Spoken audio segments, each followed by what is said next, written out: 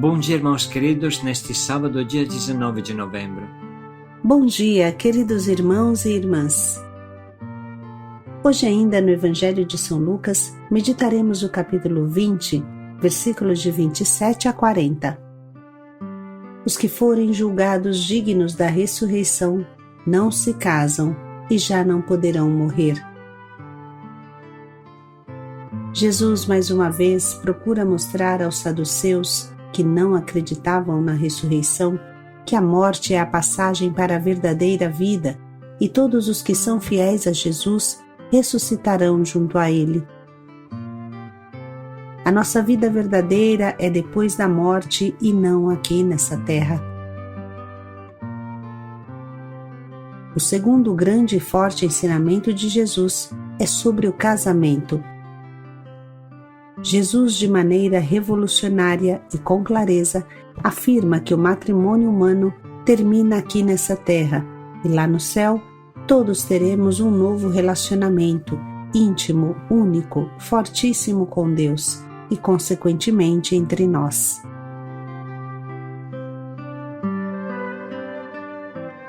O Senhor esteja convosco. Ele está no meio de nós. Proclamação do Evangelho de Jesus Cristo segundo Lucas. Glória a vós, Senhor. Naquele tempo, aproximaram-se de Jesus alguns saduceus que negam a ressurreição e lhe perguntaram: Mestre, Moisés deixou-nos escrito: se alguém tiver um irmão casado e este morrer sem filhos, ele deve casar-se com a viúva a fim de garantir a descendência para o seu irmão. Ora, havia 7 irmãos. O primeiro casou e morreu sem deixar filhos. Também o segundo e o terceiro se casaram com a viúva, e assim os 7. Todos morreram sem deixar filhos. Por fim morreu também a mulher. Na ressurreição, ela será esposa de quem? Todos os 7 estiveram casados com ela.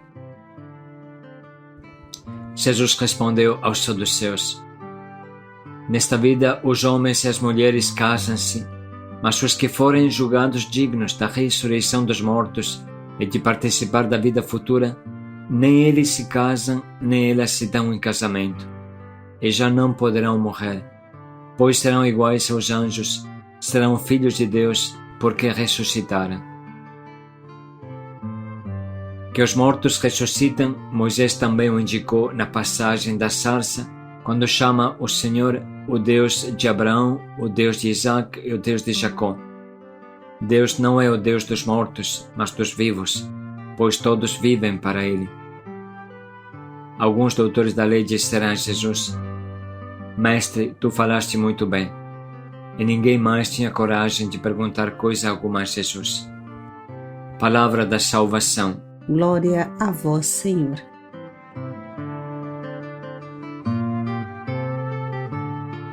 Para entender melhor este misterioso trecho, precisamos clarear, sobretudo para os principiantes, um aspecto da cultura e da lei judaica que era chamada levirado, exatamente lei do levirado, a qual ordenava que quando um irmão morria, o outro irmão devia casar-se com a viúva que o irmão falecido deixava para lhe dar uma descendência.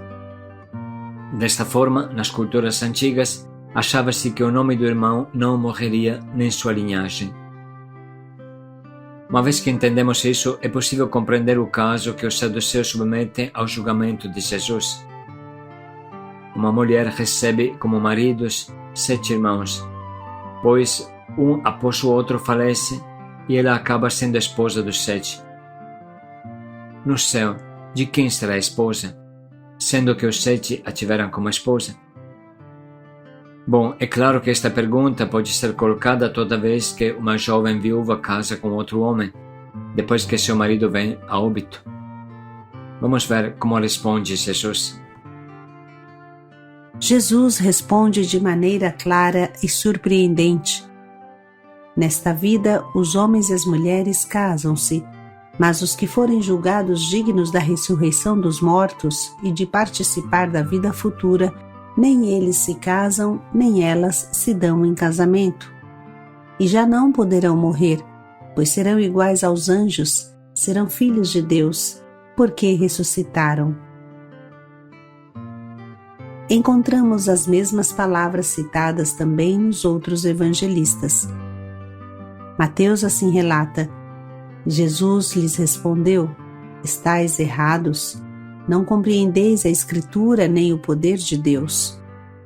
Na ressurreição, não haverá homens e mulheres casando-se, mas serão como anjos no céu. E o evangelista Marcos diz: Jesus respondeu: acaso não estáis errados, porque não compreendeis as Escrituras nem o poder de Deus? Quando ressuscitarem dos mortos, os homens e as mulheres não se casarão, serão como anjos no céu.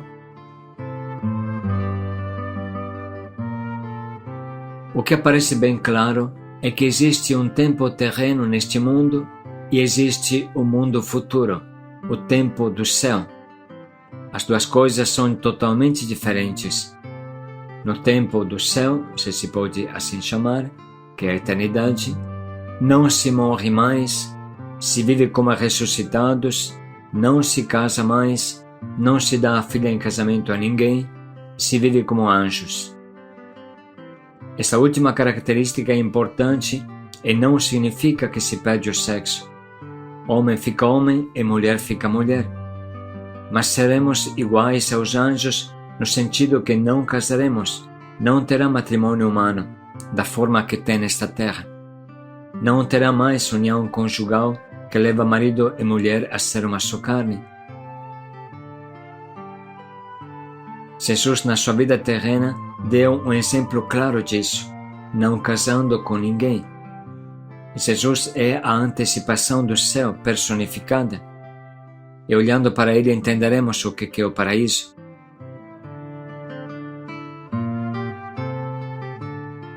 Isso não significa minimamente menosprezar o casamento, tanto que ele é um sacramento para a Igreja e tem a sublime missão de refletir o casamento de Cristo com a sua Igreja. Bem sabemos o que fala São Paulo na carta aos Efésios. É assim que os maridos devem amar suas esposas, como amam o seu próprio corpo.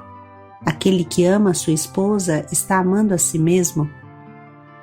Ninguém jamais odiou sua própria carne. Pelo contrário, alimenta e a cerca de cuidado, como Cristo faz com a Igreja, e nós somos membros do seu corpo. Por isso o homem deixará seu pai e sua mãe e se unirá à sua mulher, e os dois serão uma só carne.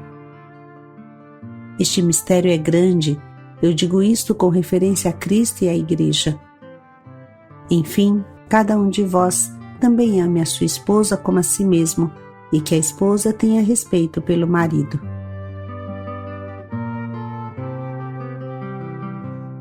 É claríssimo que São Paulo diz que, olhando marido e mulher, podemos ver Cristo e a sua Igreja. Marido e mulher participam do amor que Cristo tem para a sua Igreja e ao mesmo tempo o refletem neste mundo embaçado, que precisa de sinais claros e fortes. O amor que tem entre marido e mulher é imagem e participação do amor que Jesus tem para a Igreja e a Igreja tem por Jesus. Uma coisa tão bela e bonita não pode ser desprezada por ninguém, mas é claríssimo que o casamento humano pertence a essa terra e basta. Os casais têm o carisma de ser uma imagem vivente e clara de como se ama, de como o ser humano ama e de quanto fecundo seja esse amor, entranhado de sacrifício. Assim como os que são chamados a casar-se com Deus desde já nesta terra, os assim chamados eunucos para o reino de Deus, como Jesus, como São Paulo, como São João, como Maria Madalena, depois que conheceu o Mestre, como Maria, como José. Este grande exército de consagrados, eles não são uma imagem, mas uma antecipação clara do paraíso, uma realização do paraíso nesta terra.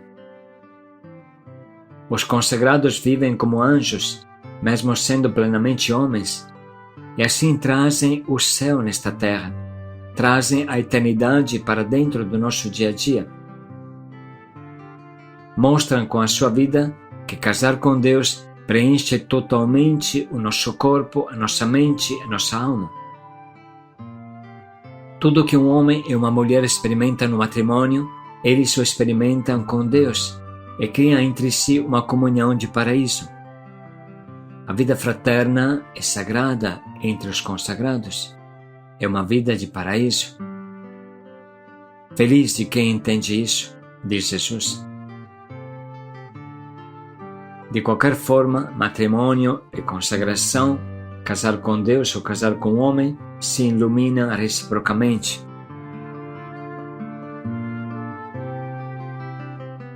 Ajudados por essas reflexões, vamos ler novamente esse precioso e importante texto do Evangelho.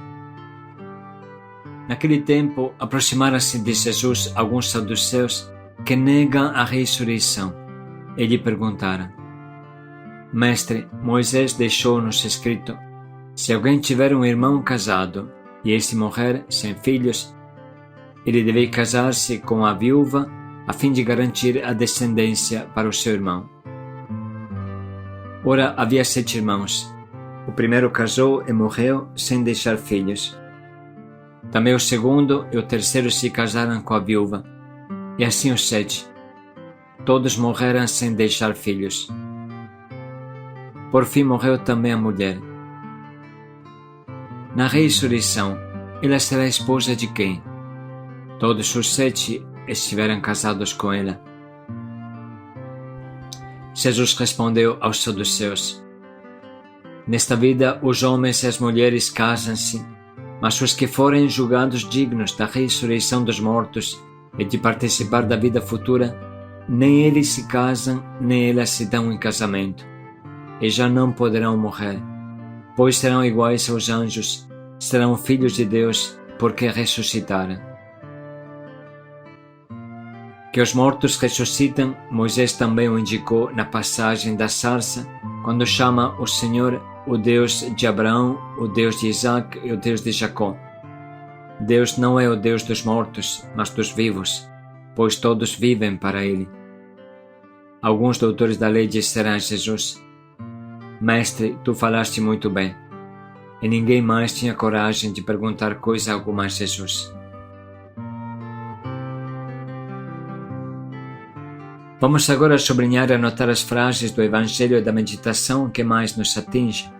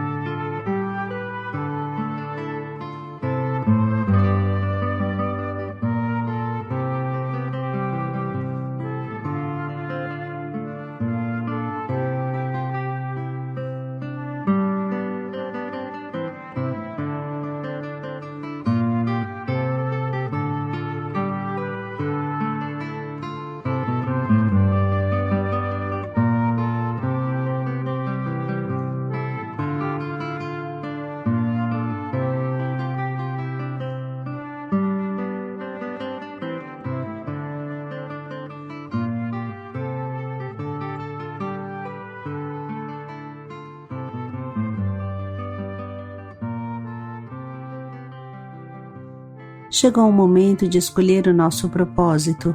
O sentido de tudo o que meditamos é aprender a amar, aprender a se entregar totalmente no casamento e fora do casamento, porque a vida em Deus será uma entrega total, uma plena imolação recíproca por amor. Será um contínuo se amar até dar a vida. Vamos escolher hoje um propósito que nos ajude a viver isso.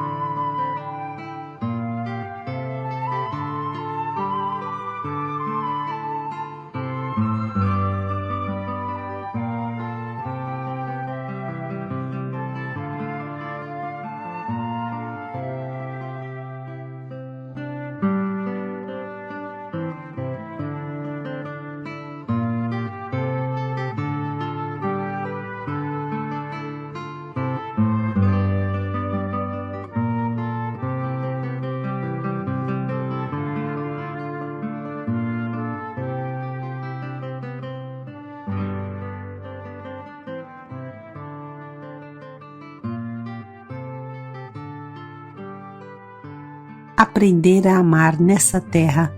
Paz e alegria a todos. Para amar a Deus de todo o coração pela eternidade. Paz e alegria a todos.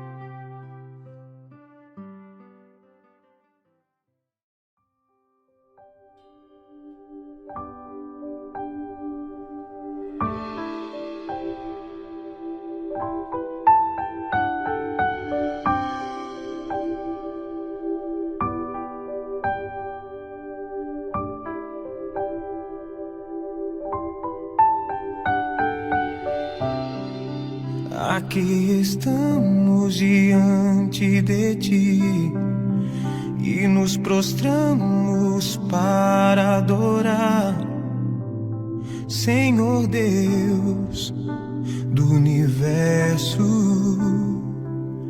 soberano entre as nações. A ti rendemos todo louvor. São incontáveis os teus feitos de amor. Que alegria adorar-te, nosso amado Rei Senhor Jesus.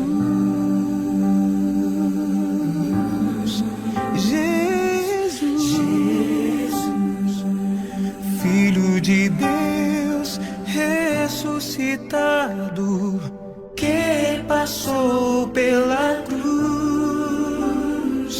recebe o nosso hino de amor, amado Salvador.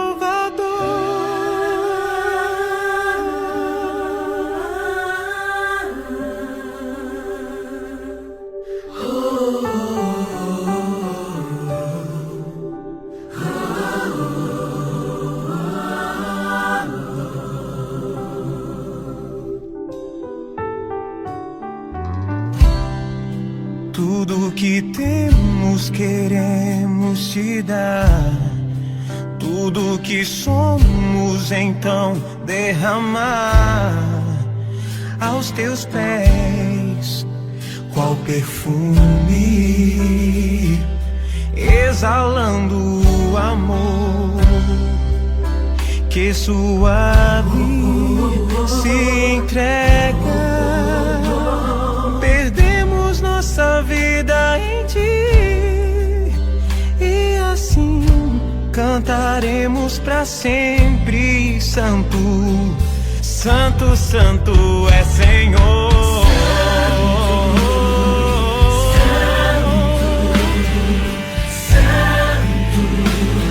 A ti a honra, a glória e o louvor.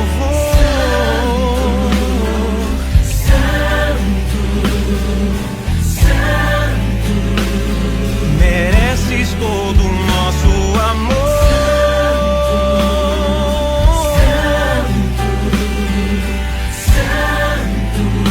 Recebe